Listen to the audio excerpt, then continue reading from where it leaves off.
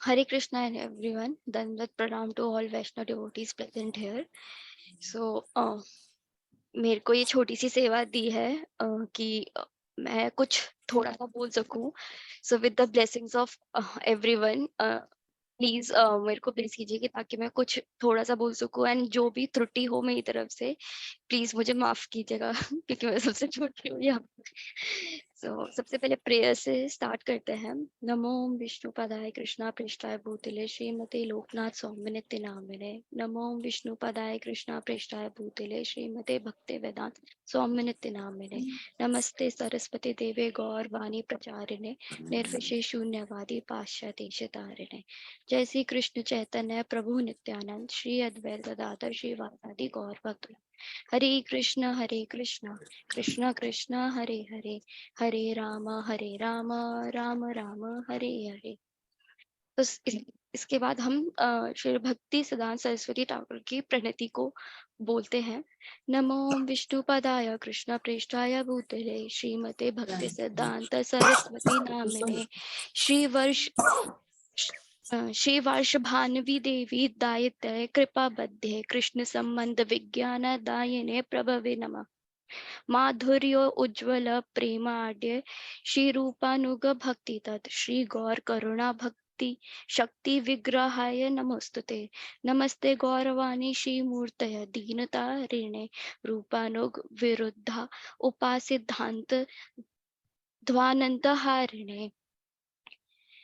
तो श्रील भक्ति सिद्धांत सरस्वती ठाकुर का जन्म 6 फरवरी 1874 में श्री क्षेत्र धाम जगन्नाथपुरी को 6 में हुआ था.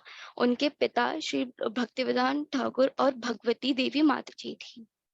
तो भक्ति विनोद ठाकुर के ये चौथे पुत्र थे. उससे पहले जब उनके 3 पुत्र थे तो वो हमेशा चिंतित रहते थे कि जैसे मैं भगवान का प्रचार कर रहा हूँ मेरी आगे पद्धति कौन आगे संभालेगा, क्योंकि वो उस समय बहुत बूढ़े हो चुके थे. जब भक्ति सिद्धांत सरस्वती ठाकुर का जन्म हुआ तो उन्हें बोला जाता था to send a ray of Vishnu, यानी कि उन्हें कि विष्णु का अंश मिल गया उन्हें. क्योंकि जब ज्योतिष ने जब उनका पत्र देखा था तो बहुत सारी उन्होंने भविष्यवाणी की थी कि आगे जाके बहुत बड़े महान भक्त और वो प्रचारक बनेंगे. तो सबसे पहले उन्होंने जो सिम्टम अपना वो सबसे पहले जो दिखाया था कि जैसे ही जब वो जन्म हुए थे तो उनका शरीर अपनी माता की गर्भ की नाड़ी से इस प्रकार जुड़ा हुआ था कि जैसे कि मानो कोई ब्राह्मण ने जनेऊ पहनी हो. तो जो भक्ति विनोद ठाकुर थे वो अपनी लाइफ टाइम ब्रह्मचारी और सन्यास के आश्रम में ही निकाला था. वो शिल प्रभुपाद के स्पिरिचुअल मास्टर थे. वो बहुत ही नॉलेजेबल पर्सन थे जो और उनको वेल वर्स थे एस्ट्रोनॉमी एस्ट्रोलॉजी मैथमेटिक्स, और उनको अंग्रेजी भाषा बंगाली और संस्कृत भाषा बहुत फ्लुएंटली में आता था. जब वो 26 साल के हुए तो उनके पिता ने उन्हें गाइड किया कि आप जो है जो महान वैष्णव संत हैं श्री गौर किशोर दास बाबा जी महाराज, उनके आपको आश्रम में अपना आगे स्पिरिचुअल लाइफ बिताना चाहिए. तो जैसे कि हमें पता है कि गौर किशोर दास बाबा जी महाराज बहुत ही वैराग्य स्थिति में रहते थे और किसी को भी दीक्षा नहीं देते थे. तो मतलब उन्होंने एक प्रण लिया था कि मैं अपना कोई शिष्य नहीं बनाऊंगा. पर जब वो भक्ति विनोद ठाकुर के अंदर एक ऐसी मेरेकल उन्होंने किया कि वो जब भी वो जाते थे तो वो उनको सब फर्स्ट टाइम तो मना ही करते थे कि नहीं अभी मैं अब भगवान विष्णु से पूछ के बताऊंगा. नेक्स्ट टाइम गए तो कहते मैं पूछना ही भूल गया चैतन्य महाप्रभु से. थर्ड टाइम गए तो उन्हें बोला कि तुम इनिशिएशन के लायक नहीं. पर भक्ति विनोद ठाकुर ने सोचा कि जब रामानुजाचार्य ने 18 टाइम उनको मतलब जो गृहस्पति से उन्हें 18 टाइम रिजेक्ट किया तो कहता मैं कभी वो अडिग रहे कि मैं नहीं हूँ. तो वो ये एक्शंस देख के गौर किशोर दास बाबा जी इतने ज्यादा मेल्ट हो गए कि उन्होंने उनको एक्सेप्ट कर लिया और अपनी जो पैरों की धूली थी उनके सर पे छिड़क के उनको अपना इकलौते शिष्य बनाया. तो यहाँ पे हम देख सकते हैं कि भगवती देवी और उनकी पिक्चर्स, उनके पेरेंट्स की पिक्चर्स, भगवती देवी की, श्री भक्ति विनोद ठाकुर की, श्री भक्ति स्वामी महाराज की, और उनके गुरु श्री गौर किशोर दास बाबा जी महाराज जी। जो अब हम डिस्कस करेंगे कि उनको जो सिंह गुरु उपाधि वो कैसे मिली, और वो क्यों इस सिंह जो लायन गॉड, वो जो लायन प्रीचर है, वो उन्हें क्यों उपाधि ऐसे स्थापित हुई। तो जो श्री सरस्वती ठाकुर जी थे, वो हम बहुत ही फियरलेस, बहुत ही निडर होके, और उनकी जो स्पीच थी वो बहुत ही स्ट्रांग थी। तो वो जितने भी मायावादी थे और जितने भी आचार्य स्कॉलर्स थे ना, वो ना दूसरी गली ले लेते थे, जैसे ही अगर भक्ति विनोद ठाकुर को देखते थे अपनी तरफ आते हुए, क्योंकि वो कोई भी लोग उनसे कोई डिबेट कभी जीत ही नहीं पाए। तो वो हमेशा चीटर्स को हमेशा वो डांटते थे। और उनका जो सबसे बड़ा कंट्रीब्यूशन था हमारे गौड़िया वैष्णव में, वो था कास्ट सिस्टम को रिमूव करना। वो गुरुपद आश्रय को में बिलीव करना ज्यादा करते थे, और वो देखते थे कि उस समय भेदभाव का सिस्टम बहुत फॉलो होता था। लोग कहते थे कि ब्राह्मण का पुत्र ब्राह्मण ही पद्धति संभालेगा, और जो छोटे पद का इंसान है, उसका बेटा छोटे पद का ही संभालेगा। बट उन्होंने जैसे कि चैतन्य महाप्रभु की टीचिंग्स को फॉलो करते हुए कि ऐसे ही प्रचार किया कि जाति का पूरा विरोध किया, और इस चीज को सुधारने में उनका सबसे बड़ा हाथ रहा। वो इंसान की गुणवत्ता देखते थे, ना कि उनकी कास्ट। वो चाहे कितने ऊपर से कठोर होते थे, पर उनके अंदर कृष्ण प्रेम का इतना पूर था कि वो हृदय में हमेशा, उनका हृदय हमेशा कोमल रहता था। श्री भक्ति सिद्धांत सरस्वती ठाकुर ने शुद्ध कृष्ण भावनामृत को पुनर्जीवित किया था, तथा प्रभावशाली शैली में इस प्रकार द्वारा धार्मिक इतिहास के बहाव को बदल दिया था।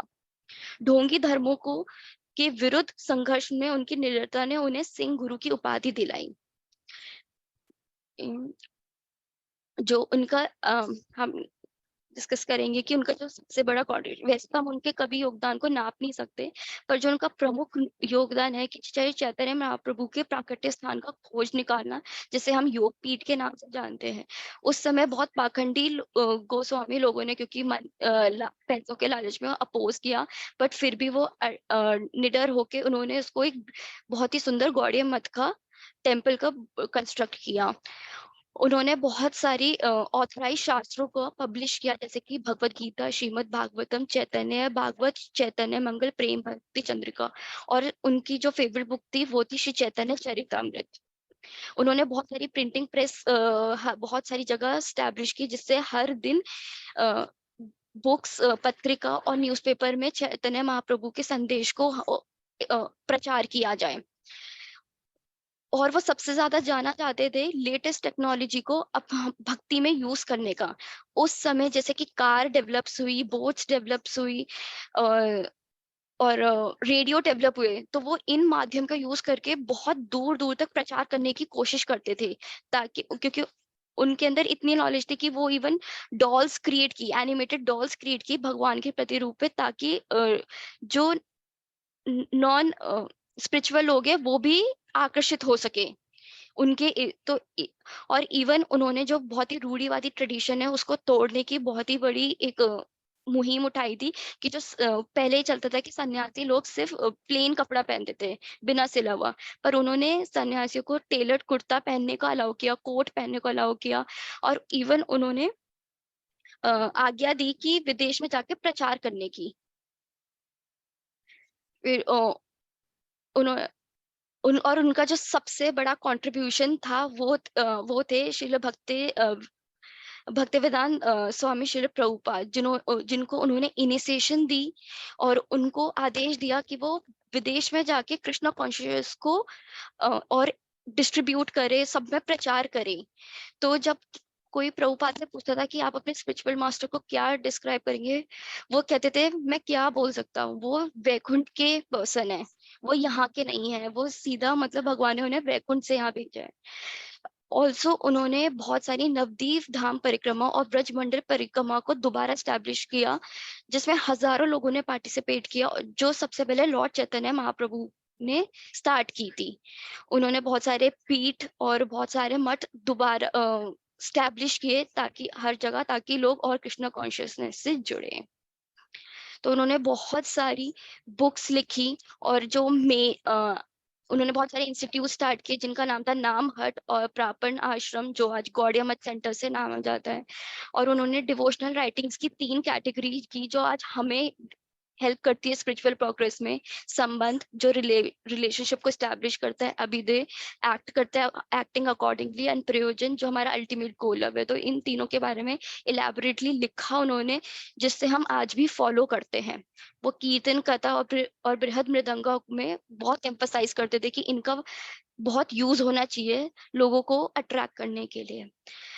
जब 1900 में उन्होंने दीक्षा ली और 1905 में उन्होंने वाव लिया नाम भजन का कि 1 बिलियन नेम्स लेंगे और 192 राउंड्स चैंट करेंगे फॉर आगे की जितनी तक वो प्रतिज्ञा ले सके। बट जब 1914 में और 1915 में जब उनके पिताजी और स्पिरिचुअल मास्टर का देहांत जब वो पर वहाँ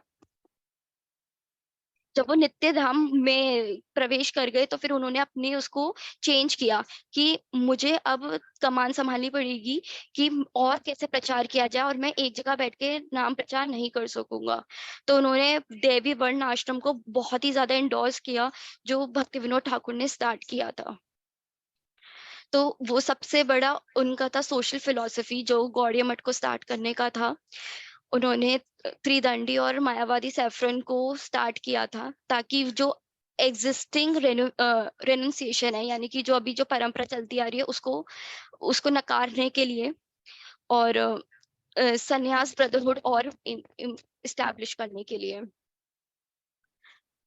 और उन्होंने दीक्षा कार्यक्रम को थोड़ा सिंपल बनाने की कोशिश की, ताकि लोग और जुड़ सके, और गुरुपद आश्रय को भी फॉलो करने को प्रचार किया। और फिर एक जनवरी 1937 को सुबह 5:30 AM श्रील भक्तिसिद्धांत सरस्वती ठाकुर ने अपना जैसे मैनिफेस्ट किया था डिसअपियरेंस। तो उन्होंने कोलकाता के बाग बार गौड़िया मठ में उन्होंने अपने लास्ट डेज लिए, और फिर वो उसके बाद उसी समय नित्य लीला में प्रवेश कर गए। आज उनकी पुष्प समाधि राधा कुंड और राधा दामोदर में हम देख सकते हैं। और कल उनका तिरुभाव दिवस भी है, और यहाँ पे हम उनकी बिलोंगिंग्स देख सकते हैं कि जैसे कि यहाँ पे उनके जूते हैं, यहाँ उनका केन है, नीचे उनकी चेयर है, और यहाँ पे उन्होंने इस हाउस में 9 years तक रहे, जहाँ 192 राउंड्स किए, और ये उनका प्लेट है। तो थैंक यू सो मच। हरे कृष्णा, दंडवत प्रणाम। हरे हरे कृष्णा। स्टॉप।